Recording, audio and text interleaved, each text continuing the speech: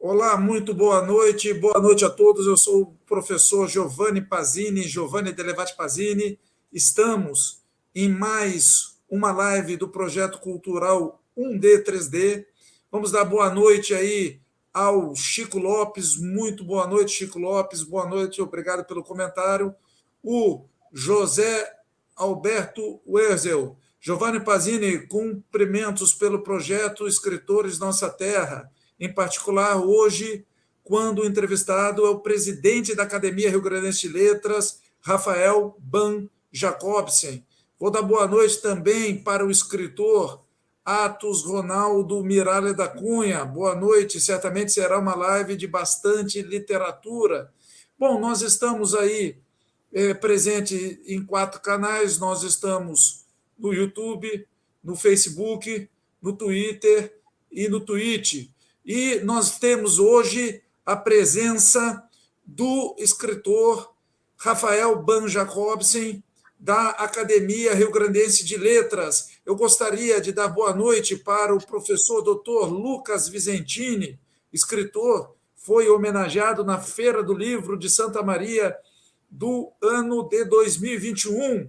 O Chico Lopes, de Lavras, desde Lavras, vai ser de luxo. Muito obrigado pela participação de vocês nesta nova live do Projeto Cultural Labirintos. Compartilhem para que mais pessoas tenham contato com o nosso entrevistado de hoje. Vamos receber, então, o companheiro, o escritor Rafael Ban Jacobsen. Muito boa noite, Rafael. Obrigado por conceder essa entrevista para o Projeto Cultural 1D3D. Boa noite, Giovanni. Boa noite, pessoal que está nos assistindo pelas redes. Vamos ver se vai ser realmente uma entrevista de luxo e de muita literatura. Me colocaram aqui agora na responsabilidade, olha só. Nós estamos, então, realizando a entrevista com o Rafael Ban Jacobsen. Para você que está nos acompanhando, que há um tempo não tem contato, nós fizemos uma pausa nessas entrevistas biográficas. Nós dizemos o seguinte: essa entrevista ela tem uma importância para a atualidade, mas a importância muito maior é para o futuro, por ser uma entrevista que busca perenizar o pensamento de escritores que adquiriram um certo reconhecimento, um reconhecimento na literatura gaúcha, né, da nossa terra rio-grandense. Você que está nos assistindo, vai entrar durante a live, coloque a cidade de onde você nos acompanha. E o Rafael Ban Jacobsen, ele é nascido em Porto Alegre, é gaúcho porto-alegrense, é físico, professor, escritor, poeta, músico e atualmente é membro da Academia Rio Grandense de Letras e atualmente é o presidente daquela grandiosa Academia de Letras. Então, Rafael, o nosso objetivo aqui, por ser uma entrevista biográfica, é dividir o nosso bate-papo em cenários. Esses cenários vão delimitar um pouco da sua caminhada. E nós vamos começar pelo cenário geográfico: país, região, cidade, local de vida. Você nasceu em Porto Alegre. Você nasceu em qual cidade? Porto Alegre, eu já não sei. Mas nós queríamos que você falasse rapidamente sobre a sua infância, a localidade em que você cresceu. Então, é justamente isso. Eu sou natural de Porto Alegre. Eu vivo ainda em Porto Alegre. Eu pretendo jamais sair de Porto Alegre, inclusive. E não que eu goste especialmente da cidade, mas é muito mais, como eu costumo dizer, uma questão de vício. Eu sou viciado na cidade. Eu diria até que eu sou mais ou menos como Immanuel Kant, assim, que jamais deixou sua cidade natal, e Porto Alegre é a minha Königsberg. Mas, mais especificamente, eu nasci e me criei no bairro Menino Deus, na casa da minha família, no bairro Menino Deus, aqui em Porto Alegre.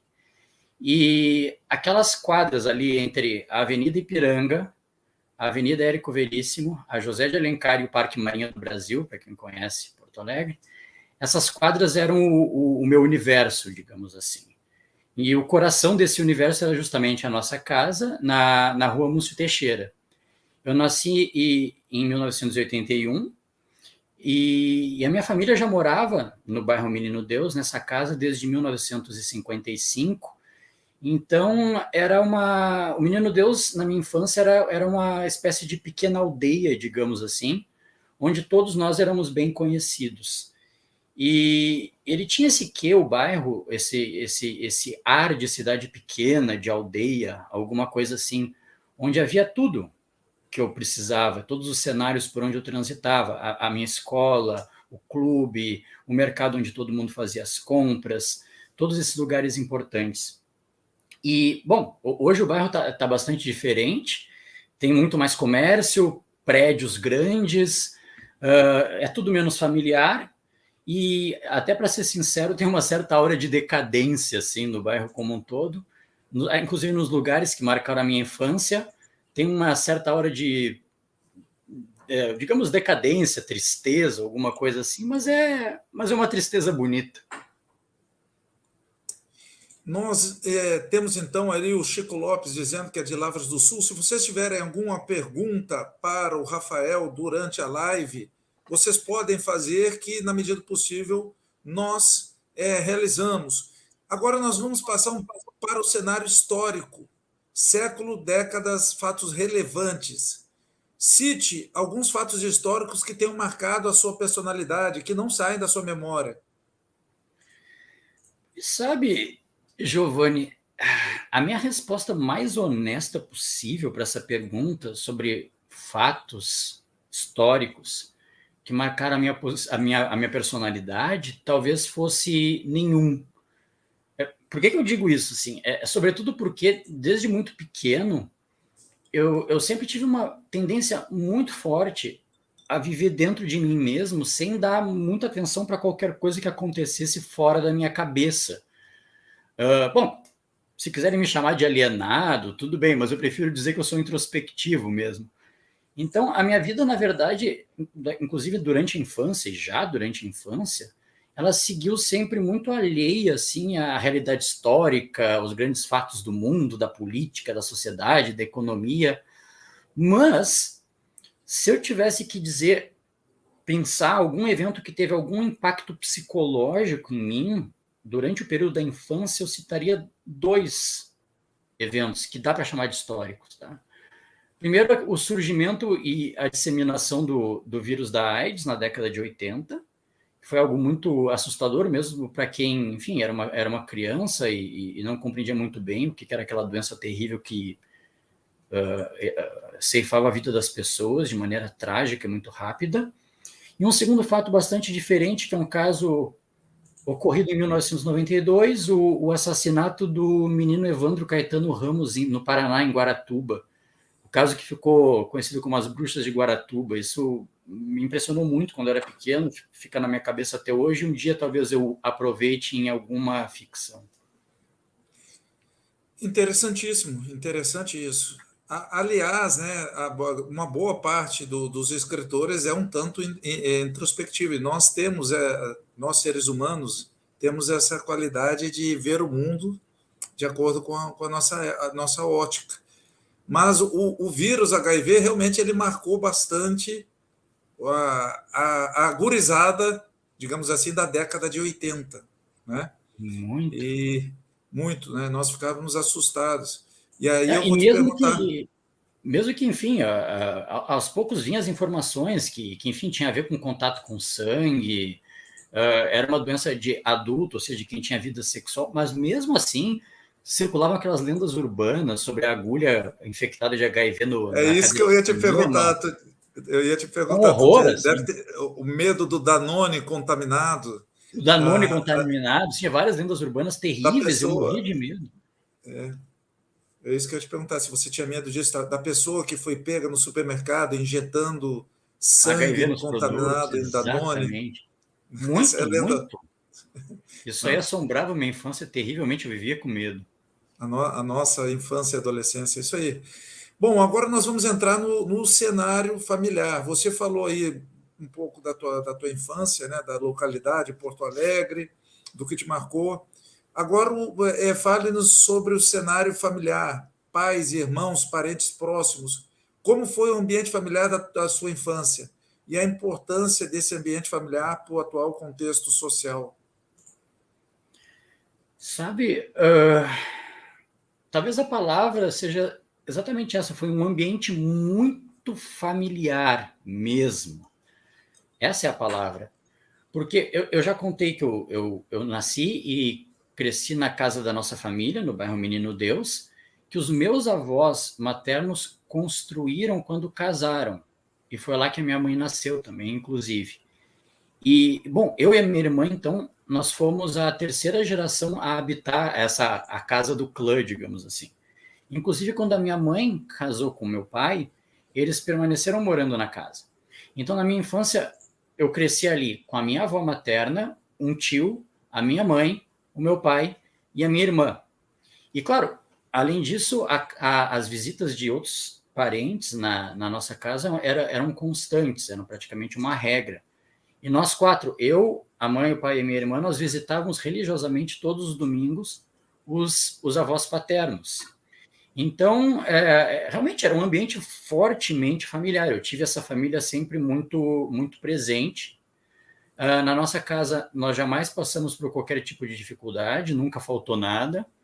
Eu até acho bonita essa história de superação, assim, mas desculpa, não vai ser hoje que vocês vão ouvir uma, mas nunca faltou nada. Minha família sempre se esmerou muito, nunca poupou nem esforços nem recursos para cuidar de mim e da minha irmã, especialmente no que dizia respeito à nossa educação.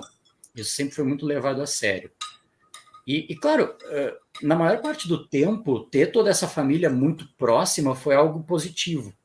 Só que, claro, a convivência em família tem lá os seus desafios, né? Tem muitos desafios, aliás.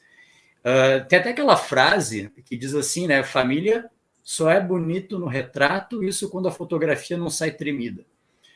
Claro que isso é uma hipérbole, mas que transmite um tanto de verdade. No meu caso, não foi tão dramático assim, mas de qualquer modo, tem essas dificuldades do convívio familiar, especialmente quando as pessoas são muito diferentes, o que era o caso. A minha avó é uma coisa, meu pai é outra, minha mãe é outra, minha irmã é uma coisa completamente diferente, eu já sou distinto de todos eles. Então, havia esses desafios da convivência dos gênios, às vezes muito conflitantes, inclusive.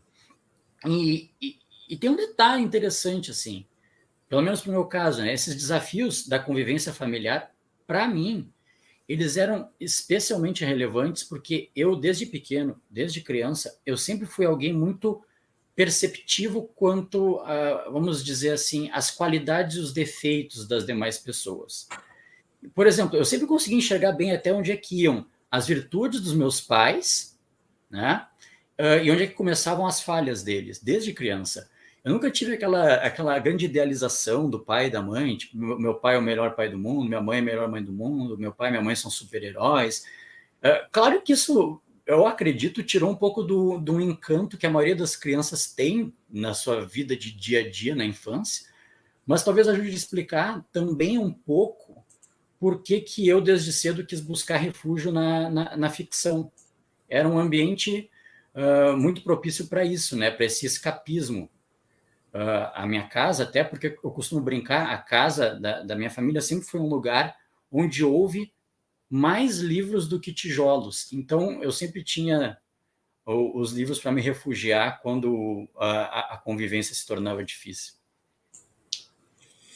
É interessantíssimo. Nós temos aí o professor Dr. Elvio de Carvalho dando boa noite, seja muito bem-vindo, professor Dr. Elvio. E o Lucas Vizetini fez uma pergunta, coloque as suas perguntas, mas eu vou deixar a tua pergunta, professor Lucas, para daqui a pouco, quando nós entrarmos no cenário literário. Agora, nós temos a pergunta do cenário educacional, escolas, professores e amigos. Qual a importância da escola na sua vida? E qual escola marcou o seu coração? Então, o ambiente escolar, para mim, ele foi da maior importância na minha vida. Desde das primeiras séries, o ambiente escolar, por alguma razão, ele combinou muito bem com a minha personalidade. Eu desde muito cedo, eu já narrei aqui, eu gostava muito de ficar pensando, refletindo, né? Enfim, um ambiente dedicado aos estudos combinou com essa tendência natural que eu tinha. Desde muito cedo eu descobri que eu amava estudar e eu sempre demonstrei facilidade para aprender. Então, o que acontecia? Estar na escola, para mim, era simplesmente uma delícia, porque eu podia fazer o que eu gostava, estudar, e eu ainda colhia elogios e reconhecimento pelo meu desempenho. Então, eu de algum modo, me sentia feliz com os aplausos, né? Eu fazia o que eu gostava e ainda recebia compensações, digamos assim. Então, por isso, eu gostei sempre muito de estar na escola. Eu era esse garotinho que se divertia mesmo, era mergulhado nos livros, que gostava tanto do ambiente escolar, inclusive, que reunia a família em casa num quadrinho negro, pequenininho, para dar aulas de física quântica, coisas que eu, na época, nem entendia direito. Aliás, acho que talvez até hoje eu não entenda, porque dizem que ninguém entende a física quântica, né? A gente se acostuma com ela, mas enfim, eu estudava essas coisas malucas e gostava de dar aula disso em casa como brincadeira, entende? Então, a escola ajudou muito a desenvolver em mim essa minha tendência, essa minha vontade de querer descobrir os segredos da natureza, entender como é que o mundo funciona, como é que o universo opera, e também desenvolveu uma vontade tão grande quanto de dividir isso com as demais pessoas. Para mim, essa que era a grande brincadeira, não era pega-pega, não era jogar bola, não era nada disso. Então, aprender e compartilhar o aprendizado sempre foi para mim um brinquedo novo, assim. Esse era o grande brinquedo novo da minha vida. E, bom, talvez baste dizer, Giovanni, que a escola foi tão importante na minha vida que eu nunca saí dela, né? Eu sou professor, então. É isso aí. Parabéns. Tem um detalhe. Lembrei da escola. Bom, aí que tá, tem um detalhe, né? Eu passei por 2 escolas na minha vida. Tá? Fica difícil para mim dizer qual foi a escola, assim, no singular, que resta guardada no meu coração. Porque eu fiz desde a pré-escola até o final do ensino fundamental, que na minha época era 1º grau, na Escola Estadual Presidente Roosevelt, ali na Rua Botafogo, no Menino Deus, 2 quadras de casa. Então, eu passei ali os 12 anos que eu considero os fundamentais para a formação da minha personalidade. E apesar de fazer muitos anos que eu não entro lá, eu ainda sinto assim, o cheiro dos corredores, do banheiro sujo, dos livros da biblioteca, é tudo muito vivo para mim. Todas as experiências que eu tive lá estão muito comigo ainda. Aí no ensino médio eu fui para um colégio particular, o Colégio Leonardo da Vinci, aqui em Porto Alegre, onde eu diria que eu passei talvez os 3 anos mais felizes da minha vida. Então, tanto o presidente Roosevelt quanto o Leonardo têm um lugar muito especial no meu coração. E, enfim, eles foram tão bons para mim que talvez querendo justamente resgatar esses 2 ambientes, prolongá-los para dentro do presente, eu atuo hoje como professor, como eu disse. Excelente. Nós temos aqui, para quem está chegando agora, eu estou entrevistando o Rafael Ban Jacobsen, que é o presidente da Academia Rio Grandense de Letras. E dá uma boa noite para a colega Débora Fleig Paludo, lá da região de Canela, é membro ali também da Academia Santamarense de Letras. O professor Jesus, né, Tenente Jesus, do Colégio Militar. Boa noite, professores. Parabéns pela excelente live. Gostaria de saber se aquele ditado que diz: o aluno que faz escola é algo que podemos considerar como uma verdade absoluta? O aluno que faz a escola? Você acha isso, Rafael? Você que é o entrevistado? É o aluno que faz a escola? Sinceramente, taxativamente, não. Não é o aluno que faz a escola, porque certamente os professores, eu acredito muito na centralidade da figura do professor. Não adianta você ter os melhores alunos do mundo, digamos assim, né? Os alunos mais motivados ou até mais inteligentes, se quiserem dizer assim, se você não tiver professores que, de fato, despertem, se esforcem para despertar e tenham os meios para despertar o desejo pelo conhecimento. Então, a figura do professor, para mim, ela ainda é muito central. Mas, claro, também não dá para negar que um corpo discente seleto faz uma grande diferença, né? Colégios que têm processos de seleção para ingresso, dizendo em bom português, que não é qualquer um que entra, ele já sai na frente. Isso não há como negar. Mas não adianta selecionar os melhores alunos se você não tiver ali, naquele meio, para, digamos assim, catalisar os talentos, a figura de bons professores. Vamos dar boa noite a Denise Reis, presidente da Casa do Poeta de Santa Maria. E eu só gostaria de avisar novamente ao professor Lucas que eu não esqueci da tua pergunta. A tua pergunta eu colocarei mais adiante dentro de um contexto. Nós vamos entrar agora no cenário pessoal, Rafael. Quem é Rafael Ban-Jacobsen? Defina-se. Bom, podemos fazer a definição longa ou a definição curta. Vou me definir em 5 palavras. Rafael Ban-Jacobsen é um judeu cínico, cético, libertário e, sobretudo, ético. Isso eu acho que já diz quase tudo que precisa se saber sobre mim. Mas, se quiser, eu posso desdobrar alguns desses itens aí. Não, excelente, excelente. Muito obrigado. Definiu-se muito bem, né? Muito bem definido, com 5 palavras somente. Parabéns. E, Rafael, você tem a sua autodefinição. Agora, nós gostaríamos de saber um pouco como é a sua vida, mas, assim, num bate-bola, ainda que é rapidinho. Conte-nos um pouco sobre a sua vida. Hobbies, passatempos, lazer. Meus hobbies, meus passatempos e meus lazeres não são muito diferentes para quem olha de fora do meu trabalho. Eu, quando estou fazendo assim, quando estou me divertindo, eu estou lendo, eu estou estudando, só que eu estudando coisas aleatórias que me interessam, que não têm relação alguma com o meu trabalho e que eu estudo simplesmente por prazer. Agora dá para dizer o que eu não tenho como lazer, para fazer um contraponto que talvez seja lazer para outras pessoas. Por exemplo, eu não gosto de viajar, não gosto de lugares com muita gente, por conseguinte, não gosto de festas, não gosto de sair de casa. Então, meu lazer não é ir ao cinema, não é ir ao parque, não é nada disso. Comida preferida? Bom, arroz com feijão, simplesmente isso, né? Que é o seguinte, nota de rodapé, a resposta é essa, arroz com feijão. 2 notas de rodapé. Primeira nota de rodapé é que, no caso, para quem não sabe, eu sou vegano. Na verdade, do ponto de vista alimentar, eu sou um vegetariano estrito. Eu não como absolutamente nada de origem animal. E a verdade é a seguinte, se não tiver carne, se não tiver leite, não tiver ovos, basicamente, eu como de tudo. Eu não sou nem um pouco chato para comer, ao contrário do que as pessoas alegam. Basta não ter ingredientes de origem animal. Ponto. Aí eu como tranquilamente. E, bom, o arroz com feijão, para mim, é a melhor coisa do mundo. Nada como um arroz com feijão bem feito, né?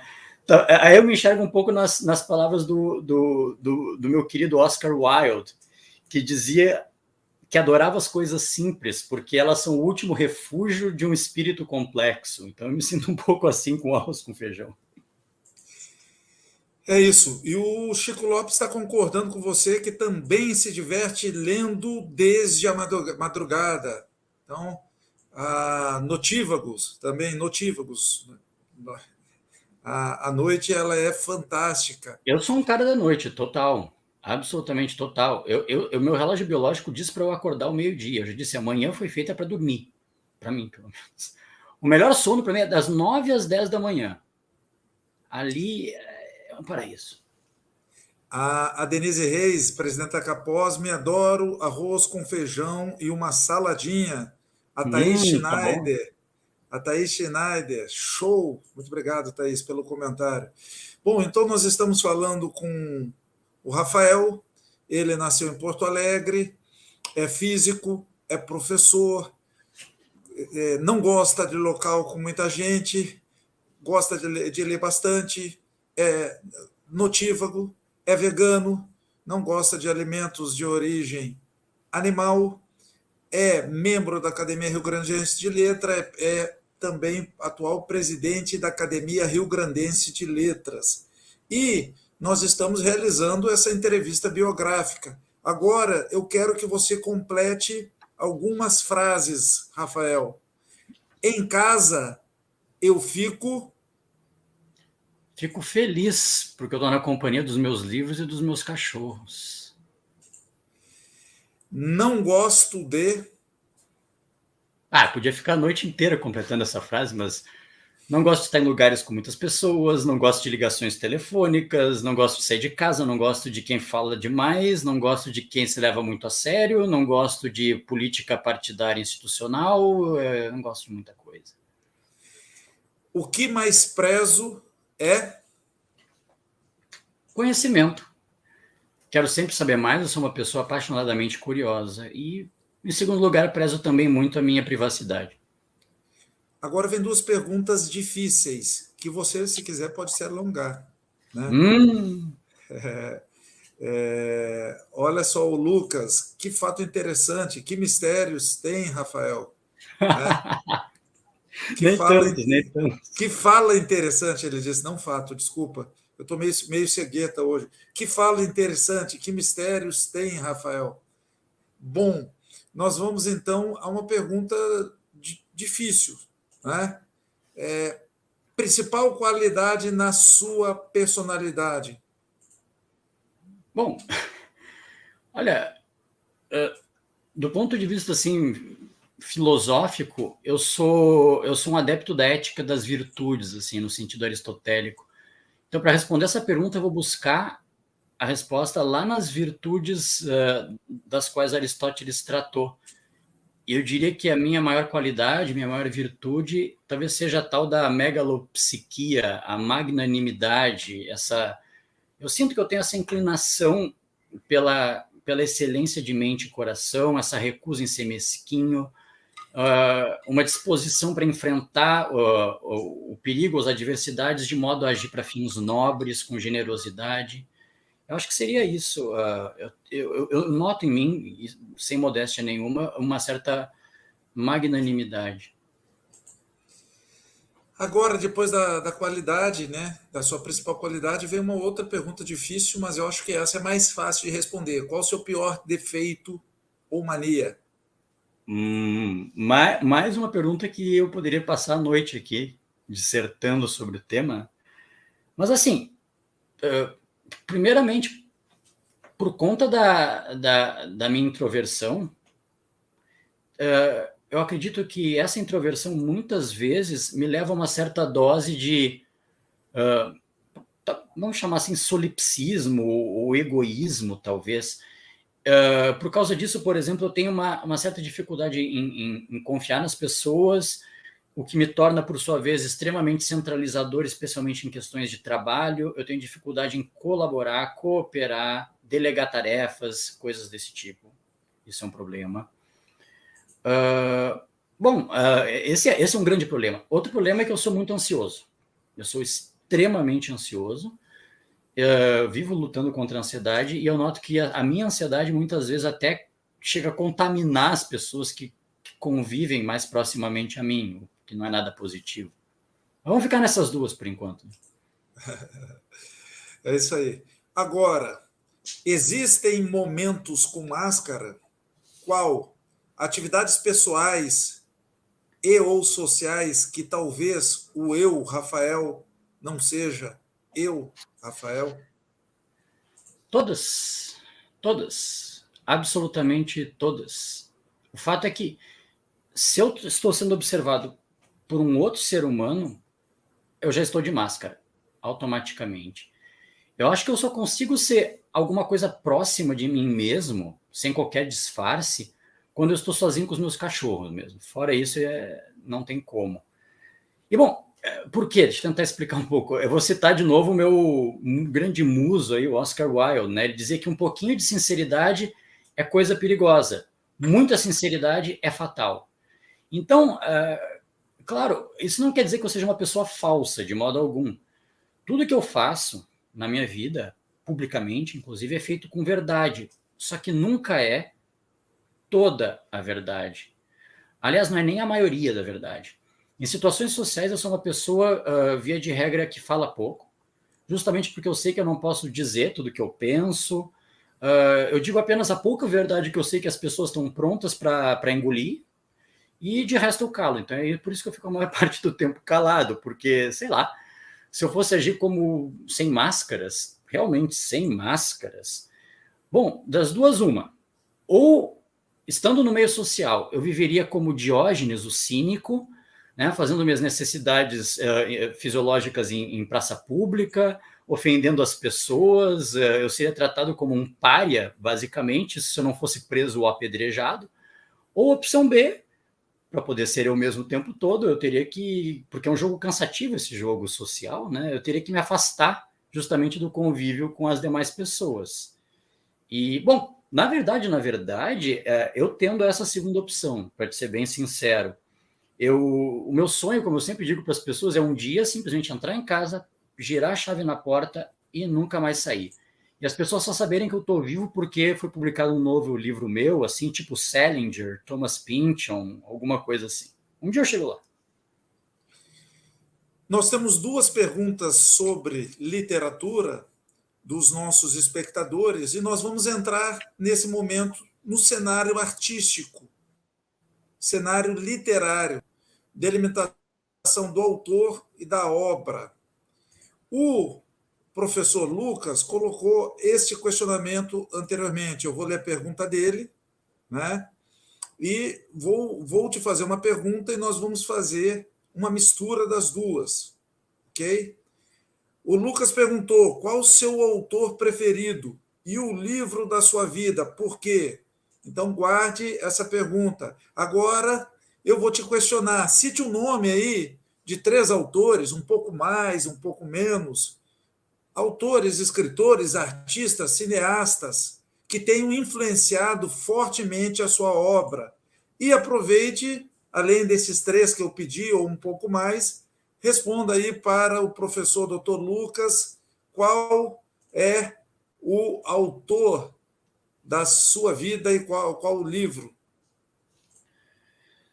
Então, cara, essa pergunta todo mundo sabe que é sacanagem, né? Fazer essa pergunta para escritor, porque tu tem um panteão, assim, né? Todo escritor é meio politeísta nessa hora, né? Não, né? Tu tem lá vários ídolos, né, a adorar. Então, eu vou citar, assim, vou começar pelo Giovanni, né? 3 que eu sinto fazem parte dos meus favoritos. Não sei se algum deles é o meu favorito, mas são 3 nomes que eu percebo que influenciaram muito o meu jeito de encarar a literatura e até o meu jeito de escrever, em certa medida. Tá? Bom, eu já citei o Oscar Wilde várias vezes aqui nessa entrevista, então é inescapável. Um dos nomes que eu preciso citar como um autor que influenciou a minha obra é o Oscar Wilde. Bom, por várias razões. Versatilidade de gêneros, né? O cara era bom em conto, romance, poesia, ensaio, poema em prosa, tudo. O sujeito era um monstro. E toda a visão de mundo dele combina muito comigo, fala muito pro meu jeito de enxergar as coisas. Essa visão toda artística da realidade, né? esse esteticismo, a coisa da provocação, tudo isso me encanta no Wilde. Até o flerte da literatura dele com o sobrenatural, como no Fantasma de Canterville, ou lá no Retrato de Dorian Gray, são coisas que também eu puxei para a minha literatura e que eu gosto. E também uma certa morbidez misturada com erotismo. Quando eu falo nisso, eu sempre lembro da cena final da versão dele, de Salomé, com a Salomé beijando os lábios da cabeça decepada do João Batista, né? Enfim, eu adoro o Oscar Wilde, né? Em segundo lugar, é inegável, esse autor talvez as pessoas conheçam menos, infelizmente, no Brasil, o Yukio Mishima, escritor japonês do século XX, que tem muito de Wilde, aliás. Assim como o Wilde, ele era homossexual e tinha E era polivalente na escrita. Tem romances, tem contos, tem poemas, tem roteiros de cinema, tem até, acredite se quiser, peças de teatro aquele teatro característico, antigo do Japão. Até isso o Mishima escreveu. E, numa vida muito curta, de 40 anos, ele viveu. E tem uma obra vastíssima. E o Mishima também ele tem temáticas que dizem muito para mim, essa literatura cheia de amores desmedidos, o flerte com o suicídio, a loucura, o choque entre a tradição e a modernidade, uma certa visão amarga sobre as peculiaridades femininas, o conflito entre arte e vida. Tudo isso tem no Mishima e também tem muito a ver comigo.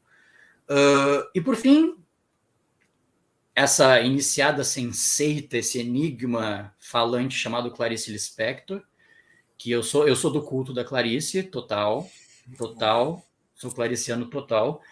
Essa obra da Clarice, enfim, o meu contato com a Paixão segundo o GH talvez tenha sido uma das coisas mais perturbadoras da minha vida.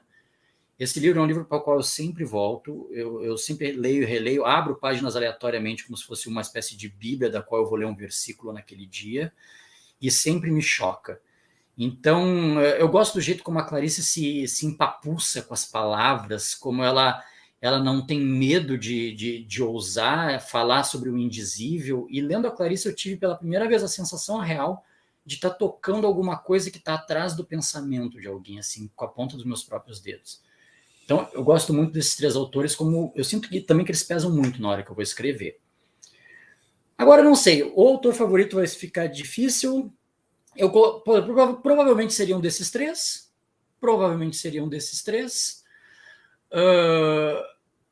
E o livro da sua vida? Pois é, curiosamente, o livro da minha vida, que talvez seja o livro sobre o qual mais me debrucei, o livro que mais também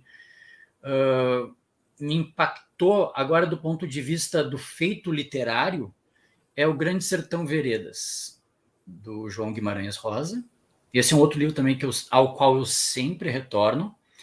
E o que me encanta no Grande Sertão Veredas é especialmente a dimensão mística que o Rosa trabalha no subtexto, todos os simbolismos das diferentes tradições místicas do mundo, do taoísmo, do hinduísmo, do judaísmo, que estão imiscuídas naquela história que aparentemente quase que um faroeste mineiro, né? Uma história sobre confrontos de jagunços, mas tem muita metafísica ali e o recurso, o modo como em discurso indireto livre o Rosa vai construindo a narrativa e naquele entremear de neologismos, isso como feito literário foi muito forte para mim, e eu sempre é o primeiro livro que eu cito quando perguntam qual que é o livro da tua vida. Um grande ser tão veredas, né?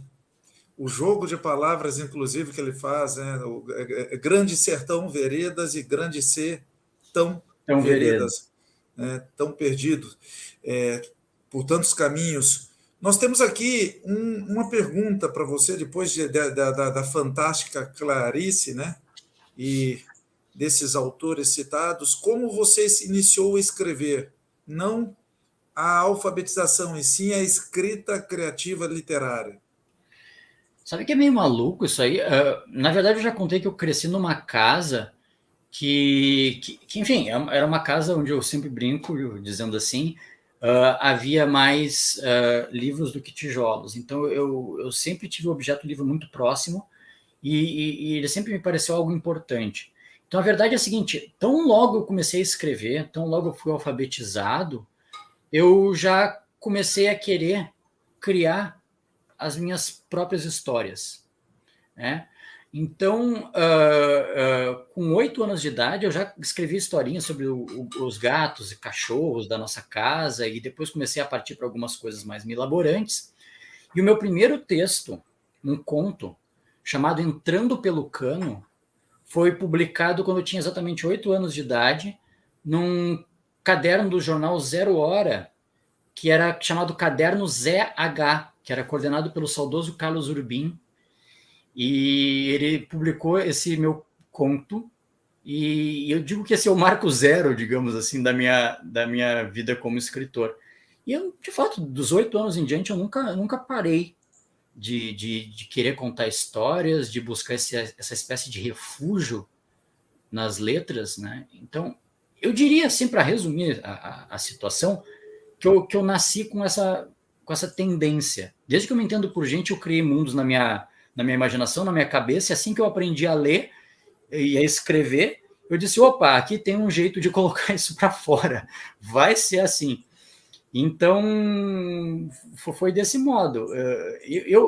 Nessa hora, eu sempre penso muito numa frase, assim, um tanto forte, da escritora Marilene Felinto. Ela dizia que os escritores são pessoas que num determinado momento da vida, tiveram alguma espécie de trauma que os levou a ter essa necessidade, essa compulsão pela literatura, pela criação de um mundo paralelo ao mundo real, e que ela, inclusive, preferiria não ter que escrever, mas que é como se não tivesse direito a isso, é como se não fosse uma opção.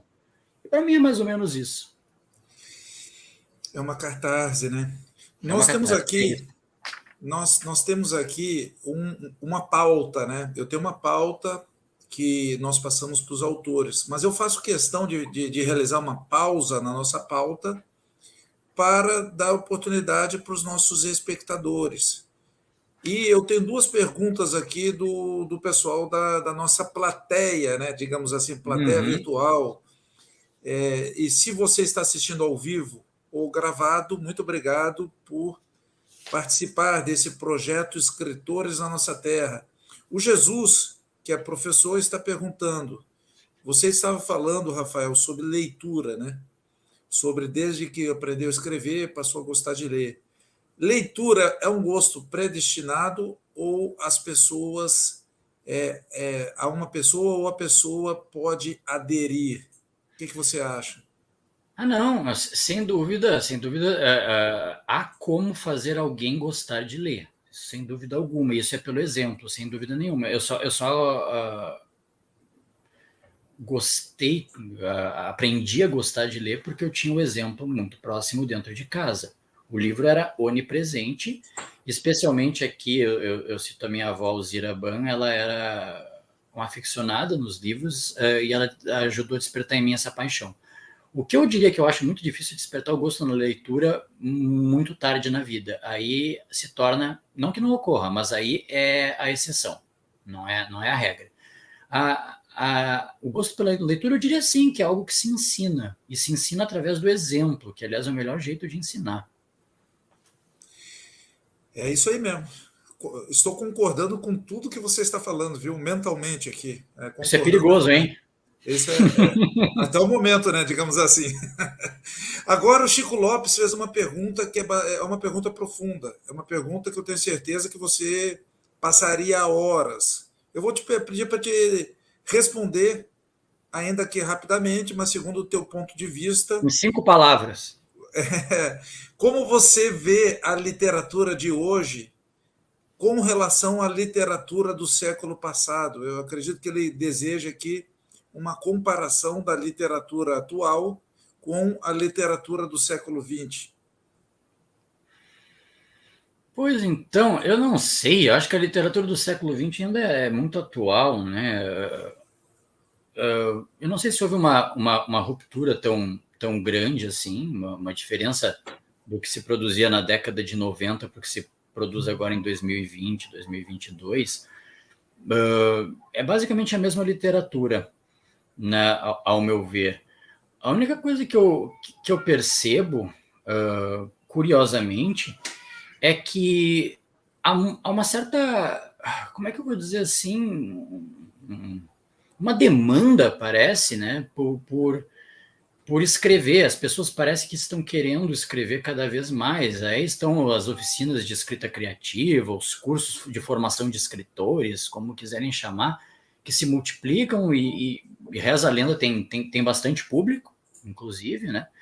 Então, eu vejo que a literatura ela é cada vez mais, vamos colocar nesses termos, democrática, o que até é um problema, porque se produz muito, se publica muito, E muitas vezes é puro morticínio de árvore, né?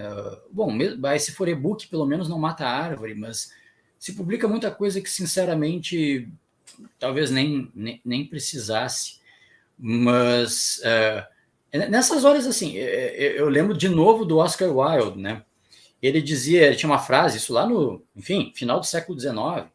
Ele dizia basicamente o seguinte: olha, antigamente, os livros eles eram escritos pelos intelectuais e lidos pelo público. Hoje, eles são escritos pelo público e lidos por ninguém. Então eu sinto um pouco que a gente está caminhando cada vez mais um pouco para isso, assim, sabe? Todo mundo quer escrever e ninguém quer ler, parece. Eu tenho um pouco essa impressão, o que, claro, torna a literatura cada vez mais rasa, mais consumível, mais efêmera mesmo, menos perene. Nós vamos voltar, nós temos uma outra pergunta aí da Denise Reis, mas nós vamos voltar à nossa pauta e daqui a pouco eu realizo esse questionamento da Denise, né? Mas antes de retornarmos à pauta, eu te pergunto o seguinte: você falou que não vê um rompimento do escritor do século XX para o século XXI, o qual eu concordo. Mas eu pergunto se você concorda comigo, houve um rompimento na formação do leitor. A questão da rapidez da informação, a questão da própria era da internet, das redes sociais, da comunicação rápida. Você não acha que houve um rompimento daquele leitor, né, leitor profundo, o leitor da profundidade, o que é chamado do, meu inglês é péssimo, slow reading, ou a leitura lenta, né, que começou na Inglaterra, um movimento para a pessoa voltar a ler com calma e com profundidade. Você estava comentando sobre isso de certa forma. Houve esse rompimento, uma modificação do tipo do leitor? Claro, claro que sim. Isso eu acredito que houve sim. Houve uma modificação no perfil do leitor, até porque houve uma modificação nas plataformas, né, de veiculação da literatura, vamos dizer assim. Eu falo muito no livro porque eu sou um cara antigo, tudo bem? Eu sou um filhote da década de 80 aí. Mas ok, o livro ainda existe, porém, a literatura é veiculada de muitos outros jeitos. Hoje em dia você tem gente fazendo literatura nas redes sociais, tem diversas ferramentas de hipertexto e, enfim, de realidade aumentada que são essencialmente literárias, são contação de histórias, no fundo, criação de personagens. E, claro, isso modificou muito o modo como as pessoas formadas como leitores mais recentemente encaram o ato da leitura, sem dúvida nenhuma. É claro que há uma demanda desse público por uma literatura mais conectada, mais ágil e até, de fato, mais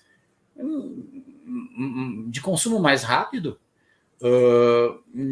Mas eu acho que sempre vai haver essa espécie de casa-mata, né? Esse último refúgio, em que ainda vai haver pessoas escrevendo o tradicional romanção e vai ter alguém para ler, embora sejam e serão cada vez mais a minoria. Nós temos uma pergunta aqui na pauta que vai encostar no questionamento lá da Denise Reis. Se você tivesse, Rafael, que escolher entre única estrutura de escrita, prosa ou poesia, qual seria e por quê? Então, escolheria a prosa, porque na verdade foi assim que eu comecei a escrever. É a forma predominante na minha escrita. Enfim, é a forma mais espontânea para mim. Eu acho que é a mais fácil, vamos colocar assim nesses termos.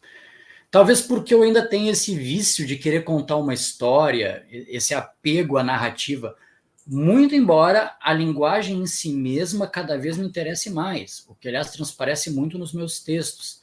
Se nota que a minha prosa ela é cada vez mais poética. Então, mas a poesia é algo muito difícil de escrever, na verdade. É algo muito difícil de escrever. A boa poesia. É, exatamente. A boa poesia. Porque o pessoal às vezes acha que escrever poemas é fazer confessionário íntimo, né? É abrir o coração ali em cima do papel, de repente rimar amor com dor ali e tá feito carreto. Não. A poesia é todo um trabalho de linguagem, de figuras de linguagem, de sonoridade extremamente complexo. Né? Então, bom, de novo, Wilde, né? Ele dizia que toda poesia ruim brota de sentimentos genuínos. Então, há que se ter muito cuidado com a poesia. Mas eu diria assim, para mim a poesia é o gênero mais nobre que tem. É por isso que eu até ficaria com a prosa, porque eu não sei se estou à altura dele. Nós temos aqui comentários diversos. A Denise Reis, então, fez aquela pergunta. Uma tu já respondeu, você prefere mais prosa ou poesia? Né? Como considera o papel da literatura na sociedade contemporânea? E como é seu processo criativo? Isso é interessante, assim. Bom, sobre o papel da literatura na sociedade contemporânea, eu vou dizer assim, eu sou um cara, como eu me apresentei como um judeu cínico, cético e mais algumas coisas. Eu sou muito cético com relação a uma série de coisas, inclusive quanto ao papel da literatura, da arte. Assim, eu não sinceramente, ao contrário de muitos escritores, eu não acho que a literatura vai salvar o mundo, enfim, a literatura pode fazer as pessoas necessariamente mais felizes. Sinceramente, eu não acredito nisso, né? Que ela pode, ainda hoje menos, servir como um instrumento de denúncia das vicissitudes da nossa sociedade e assim acarretar algo de concreto para a mudança disso. Eu acho que o papel da literatura hoje acaba sendo simplesmente o papel que ela sempre teve, né? Que é servir como uma espécie de, digamos assim, cofre, onde são guardadas as mais profundas dimensões do espírito humano para quem quiser acessá-las. E, claro, quem tiver coragem de fazer isso vai sempre aprender muito, vai se tornar uma pessoa melhor. Mas não sei se essa pessoa será salva, se ela será liberta, se ela será mais feliz por conta disso, por esse contato com a literatura. Sinceramente, eu não sei. Agora, a outra pergunta, o processo criativo, só tem uma palavra para definir, é completamente anárquico. Inclusive, eu sempre digo que eu rejeito o rótulo de um escritor profissional. Eu não sou um escritor profissional, eu sou totalmente diletante e faço questão de continuar sendo. Eu escrevo quando eu sinto, na verdade, que eu preciso, que eu tenho que dizer alguma coisa. Então, nesse sentido, o meu processo criativo funciona ao sabor das experiências e das emoções. Eu posso passar longos períodos sem escrever uma linha, mas aí, de repente, eu posso passar uma semana inteira sem fazer qualquer outra coisa, se não escrever. Eu diria que eu estou sempre escrevendo por dentro. Mas o ato da escrita, ele vem quando tem que vir, assim. E às vezes acontece, eu já tive que desmarcar compromissos porque naquela hora, naquele momento, eu precisava sentar e escrever. Porque senão alguma coisa ia se perder. Então é completamente anárquico. Eu sou meio que um escravo assim dessa coisa aí. Eu e a Marilene Felinto. É um horror. Nós vamos agora, né, para alguns comentários aqui do pessoal que está nos assistindo.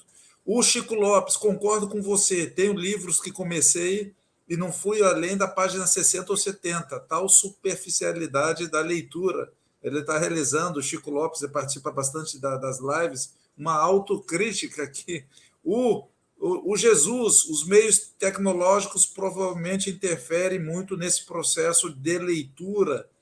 A Denise Reis, essa famosa frase, né, do Oscar Wilde, toda poesia ruim é fruto de um sentimento genuíno, uma verdade incontestável, diz a Denise.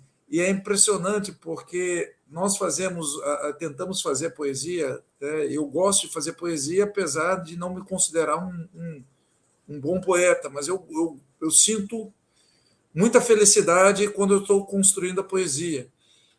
E, geralmente, a poesia que eu tento fazer, eu faço em cima de sentimentos que não são genuínos.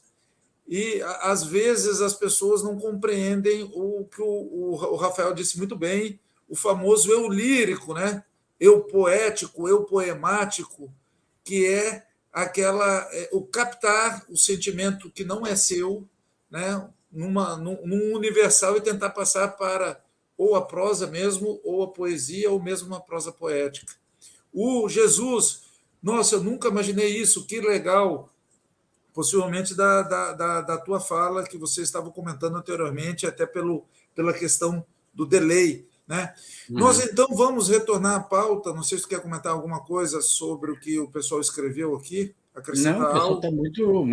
muito atento e fazendo observações muito pertinentes. Aliás, Giovanni, sobre o eu lírico, quem enfim, tem frequentado o ambiente de internet nas últimas décadas, e em particular as redes sociais, deve lembrar do saudoso Orkut. Lá no Orkut, que era um Facebook das antigas, digamos assim, tinha as famosas comunidades do Orkut, que seria algo como os grupos do Facebook hoje, guardadas as devidas proporções. E tinha uma comunidade maravilhosa no Orkut que se chamava Não Fui Eu, Foi Meu Eu Lírico. Eu sempre costumo, eu sempre lembro do nome dessa comunidade, porque é isso, o poeta ele não tem que ser ele mesmo, ele tem que ser o eu lírico. O poeta é um fingidor, né? Finge É tão isso aí. completamente. Bom, vamos continuar então com a nossa pauta. Quantos livros você já publicou? Quais os principais temas e assuntos que aborda? Fale-nos um pouco sobre os seus livros. Pois então, assim, participações em coletâneas e em colaboração tem mais de 50, mas livros, títulos individuais eu tenho 4. Tem meu primeiro livro, chamado Tempos e Costumes, que reúne 2 novelas. Depois vem 2 romances, Solenar e Uma Leve Simetria. E tem o Caligrafia do Espanto, que é conto. Então, são esses os meus 4 livros individuais que já vieram a público. Né? E, enfim, os temas, né? Dizem que o escritor, na verdade, está sempre escrevendo o mesmo livro. E eu percebo isso muito em mim, porque tem vários elementos que são recorrentes em todos esses textos e ainda em outros, em coisas que eu tenho engavetadas em projetos futuros, né? Essas temáticas, esses assuntos que são meio obsessivos, assim. Por exemplo, a dicotomia vida e morte, amores impossíveis, até amores malditos, um passado nebuloso que assombra as personagens no presente, é outro elemento que sempre comparece nas minhas narrativas. Vingança, os limites entre razão e loucura, né? E tem um detalhe também. Eu sempre, em vários dos meus textos, não em todos, mas em muitos, eu procuro nunca abrir mão de uma certa atmosfera de suspense, porque eu sou um cara muito formado na leitura de literatura policial. Aliás, o Borges já diria que toda boa literatura é literatura policial, no fundo. Eu levo isso muito a sério. Sempre tem um whodunit ali, né? Quem é o assassino? Assim, sempre tem um mistério a desvendar. Então, eu sempre tento manter um pouco dessa atmosfera nos meus escritos. E tem outras questões assim mais metafísicas que comparecem muito, assim, conflitos teológicos, se quiser chamar assim, sabe? Do tipo assim, se Deus existe, onde é que ele está? E, bom, tem alguns elementos adicionais que sempre recorrem. Por exemplo, temáticas judaicas, personagens judeus aparecem um bocado. O cenário da escola, personagens adolescentes são muito comuns também. Então, temos tudo isso como alguns dos elementos que eu costumo mobilizar nas minhas histórias. Aí. Nós temos aqui comentários. O Jesus, entender como é a vida e a construção de uma obra de um escritor está sendo um aprendizado sensacional. Parabéns e obrigado por compartilhar conosco. O O Chico Lopes está dizendo assim: Giovanni, meu amigo, não foi uma autocrítica, foi uma crítica a alguns escritos e escritores. Ele abandona na página 60 e 70. Ah, Não é porque ele não tem o gosto da leitura, é porque ele não consegue ler de tão ruim a literatura. Quero literatura que me ensine, né? Está maravilhoso. Corrigida aí a minha falha de percepção, Chico Lopes. O Atos Ronaldo Miralles da Cunha faz uma pergunta, né? E eu quero que você responda essa pergunta.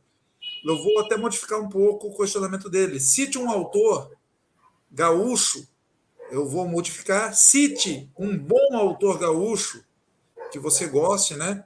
E ele complementou, para facilitar, um que já tenha partido.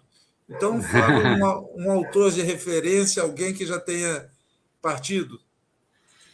eu vou citar simplesmente aquele que é o autor gaúcho que provavelmente eu mais tenha lido, que é o Érico Veríssimo.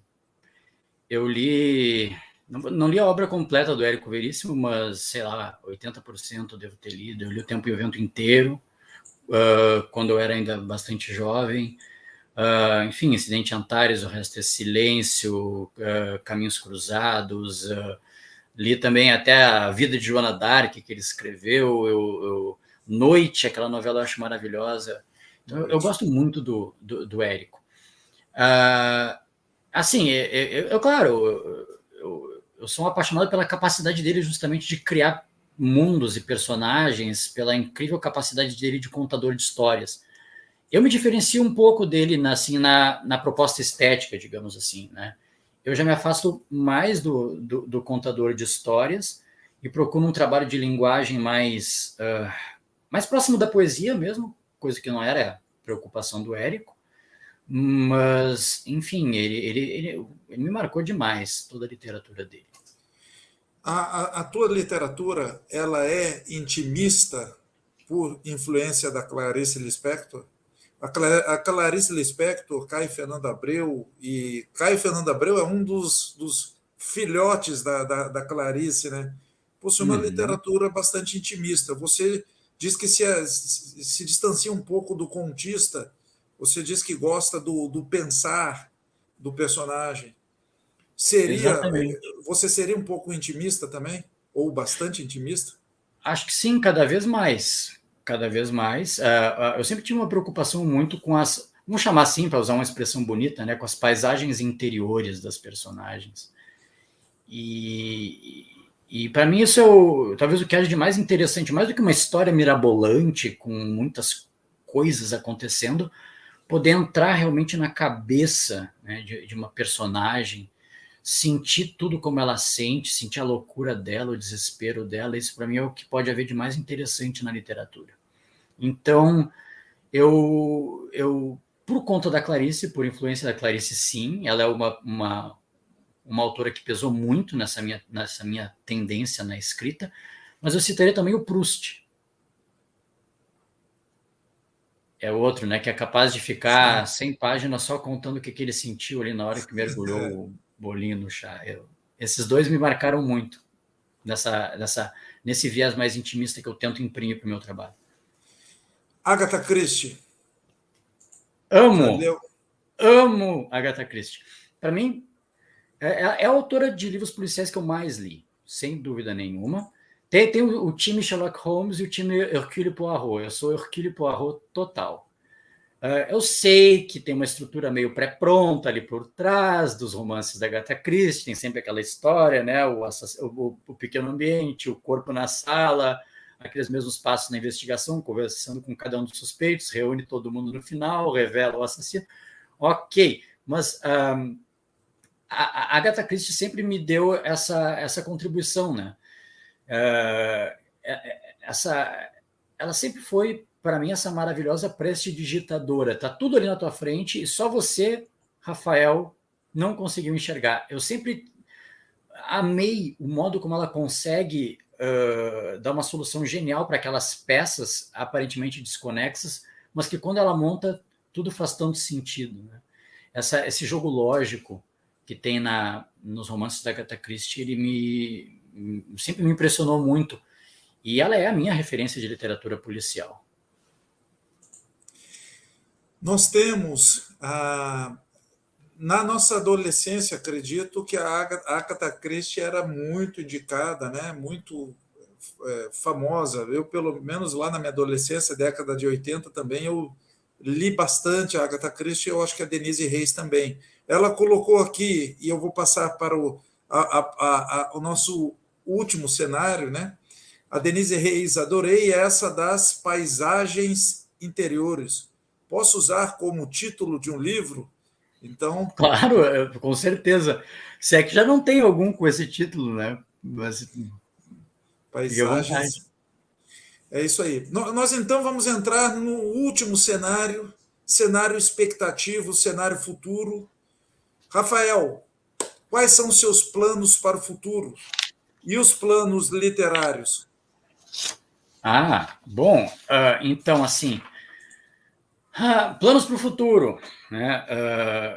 Eu já falei um tempo atrás aí na entrevista, eu falei que o meu grande plano de vida seria aquele, né? Um dia poder entrar em casa, passar a chave na porta e não ter que sair mais para absolutamente coisa alguma. Então, meu grande plano é esse, poder me aposentar o mais breve possível, me tornar recluso para poder só ler, escrever, meditar e rezar, de preferência. Mas, bom, de mais imediato, assim, na seara da literatura, é possível que nesse ano, a depender do andar dos projetos, saia um livro de contos chamado Caligrafia do Espanto e Outros Contos, que é um volume que tem 10 contos com temática judaica. São personagens que são judeus vivendo conflitos de um ou de outro modo associados à cultura e à religião em diferentes épocas. Eu tenho 2 romances engavetados. Tá, na verdade 3, né? Tem um romance policial que eu escrevi, olha só, romance policial que eu escrevi lá por 1998 e que eu tive autocrítica suficiente para não publicar. Ele está engavetado e eu acho que nunca vai ser publicado. Mas tem 2 engavetados ainda a completar que em algum momento haverão de sair. Tem um romance chamado Ravina Sem Veias, que eu escrevi até a metade já. E olha que interessante, ele tem esse ambiente da escola, ele se passa num colégio interno, é basicamente sobre um aluno desse colégio que morre em circunstâncias um tanto nebulosas e o tio dele tem que se deslocar às pressas para, enfim, a resolver a questão do sepultamento desse sobrinho, e esse tio acaba se deparando com coisas do seu passado, porque ele também havia estudado nesse colégio. Então tem o Ravina Sem Veias, e tem um outro romance engavetado, que um dia também deve sair, que é o Imemorial das Pedras, do qual tem uma versão completa, mas muito singela. Esse Imemorial das Pedras é um livro para cuja escrita eu ganhei a famosa Bolsa Funarte de Criação Literária, nem sei se existe mais, em 2009, e eu tinha que escrever esse livro, eu escrevi. Só que eu chamaria aquilo de uma versão alfa, assim, do livro, porque na verdade, o Memorial das Pedras, ele é uma espécie de, é um romance narrado em fluxo de consciência e que é uma espécie de releitura da antiga lenda do judeu errante. Eu digo que esse aí é o meu grande sertão veredas da Galileia, assim. É uma obra muito pretensiosa, e obviamente a versão alfa está muito longe do que eu quero, então ainda está engavetada. Bom, além desses 2 romances aí, o Ravina Sem Veias e o Imemorial das Pedras, eu tenho um projeto de outros 4 romances já bem delineados, e além disso eu tenho projetos aí tenho já o sketch, digamos assim, de uns 30 contos para ir despachando aos poucos. E além disso, nos interstícios eu vou cometendo alguns poemas aí no meio do caminho, sabe, Giovanni? Só que como eu sou muito crítico com poesia, eu pretendo publicar um único livro de poesia, tem data já. Vai ser quando eu fizer 80 anos, eu vou publicar o meu único volume de poesias, reunindo todos aqueles versos que sobreviverem ao crivo do tempo, mais especificamente ao crivo de uma vida inteira, no caso. É isso. Nós temos aqui comentários. O José Alberto Wenzel brilhante e sincera entrevista.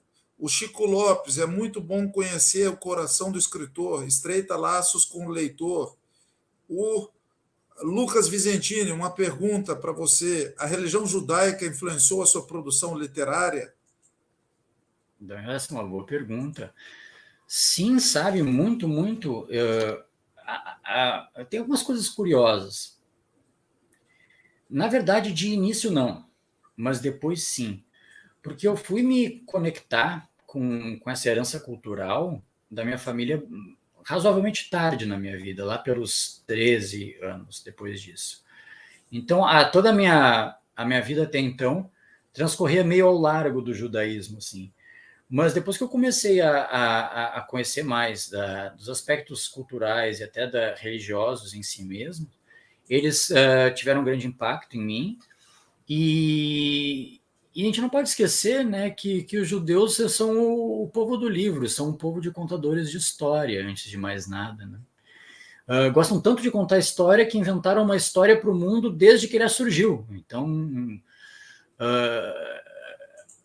tudo isso impactou em mim. Hoje, eu diria que existe um influxo bíblico, vamos chamar assim, em tudo que eu escrevo, basicamente. Tudo que eu escrevo. Alguns textos são mais escarradamente bíblicos, essa referência é mais clara, mas mesmo onde ela não é clara, eu posso garantir que ela é subjacente, ela está lá, se você procurar. E eu também sou um grande leitor de autores judeus.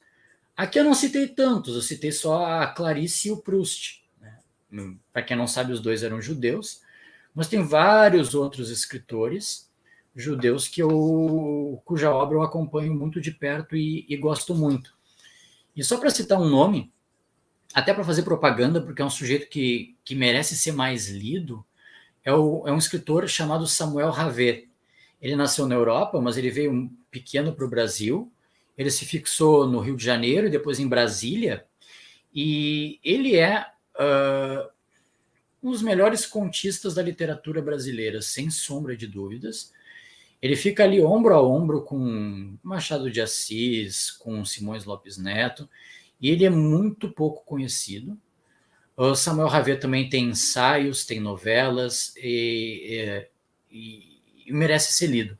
E ele é um escritor judeu e que tem fortemente a influência da cultura judaica na obra dele, só que sempre de modo um tanto quanto criptografado, na maioria das vezes.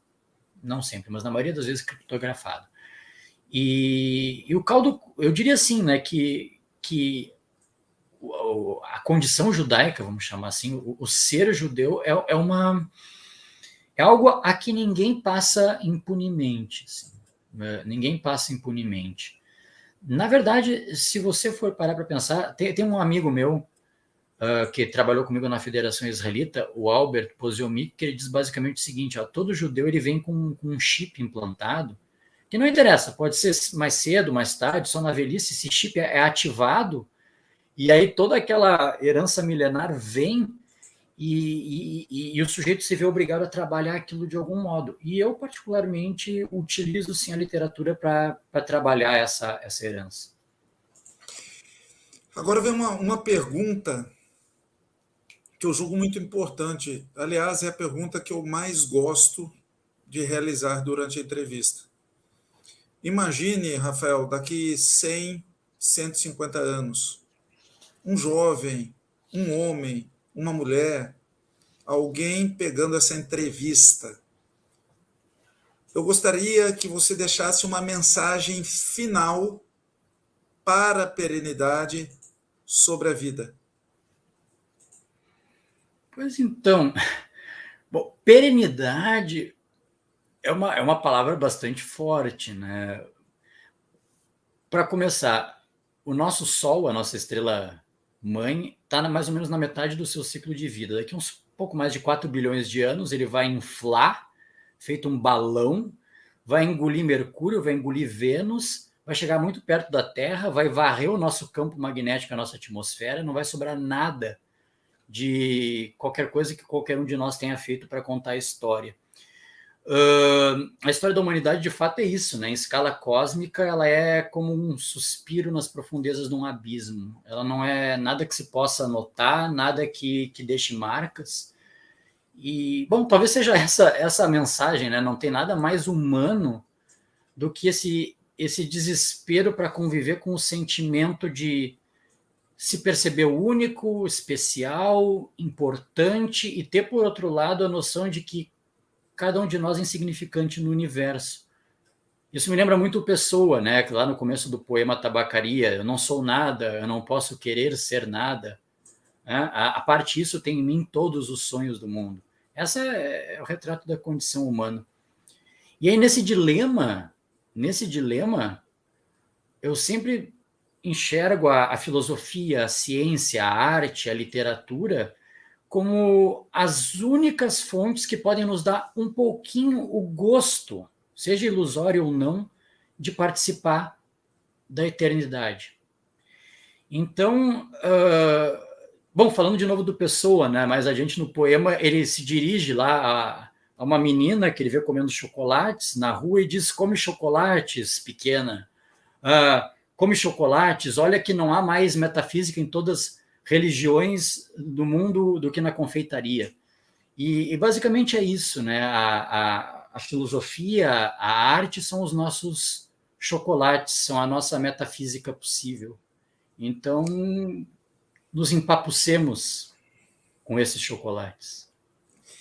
O Alisson, professor doutor Alisson Balbinot, está colocando aqui: parabéns, excelente live. Obrigado, professor Alisson Balbinot, pela participação. Rafael, a nossa entrevista está encerrando. Foi Mas uma já? ótima. Já passou muito rápido, estamos aí a 1h20 conversando. Mas antes do encerramento, existe aí a oportunidade de você acrescentar algo mais que não tenha dito, algo que tenha ficado travado na garganta, algo que você queira acrescentar a respeito dessa entrevista biográfica, da sua biografia, da literatura na sua vida, de uma forma geral. Então, antes dos agradecimentos, o que mais você gostaria de dizer? É a hora aquela das últimas palavras, né? Antes de descer o machado. Olha, eu diria basicamente isso, que, antes de mais nada, obrigado pelo convite, Giovanni, por participar dessa entrevista tão gostosa, que, como eu disse, passou tão rápido, né? Agradeço também a todo mundo que estava nos acompanhando, que teve paciência para assistir agora ao vivo, e para quem vai ter a paciência de assistir depois, de me acompanhar aqui nessas minhas confissões, nesses meus devaneios, porque no final das contas é um pouco isso, né? Eu me sinto muito grato quando alguém lê alguma coisa que eu escrevo, porque assim como eu ficarei grato a quem nos assistiu e nos assistirá, porque é assim, a minha literatura, como tu bem colocaste, Giovanni, é uma espécie de catarse, né? Então eu digo que eu uso os meus leitores para fazer terapia, que é mais ou menos o que eu estou fazendo aqui agora também. Então eu só posso agradecer a quem me dá essa abertura e essa escuta compassiva, digamos assim, ou essa leitura compassiva. E, enfim, estou por aí, nos meus livros, para quem quiser conhecer um pouco mais do meu texto, que no final das contas é isso, né? O texto é o melhor lugar para se conhecer um escritor. Bom, eu sou o professor Giovanni Pasini, estive aí por 1h25 entrevistando o escritor. Nós temos um escritor, professor, físico, poeta, músico, né? Rafael Ban Jacobsen, que é o atual presidente da tradicional Academia Rio-Grandense de Letras. Antes dos agradecimentos finais, nós vamos sair do Rafael e eu pediria que, ainda que rapidamente, você falasse um pouco da Academia Rio-Grandense de Letras para o público que está nos assistindo. Rafael, para quem não conhece, o que é a Academia Rio-Grandense de Letras, essa instituição tradicional do nosso estado do Rio Grande do Sul? A Academia Rio-Grandense de Letras, ela é a terceira academia de letras mais antiga do Brasil. Ela fica só atrás da Academia Cearense de Letras, da própria Academia Brasileira de Letras. Ela foi fundada em 1901. Nós comemoramos, portanto, 120 anos em dezembro de 2021. E ela, bom, como toda academia que se preze, ela não se propõe a ser nada assim muito diferente. Ela é uma instituição que segue o molde de todas as demais academias de letras ao redor do globo. Ela é um sodalício que busca reunir pessoas representativas da cultura e da literatura local, no caso da nossa Academia do Rio Grande do Sul, no número de 40 membros efetivos e perpétuos. São, então, 40 cadeiras na nossa instituição, ocupadas por pessoas eleitas por seus pares para essas vagas, para ocupar essas cadeiras.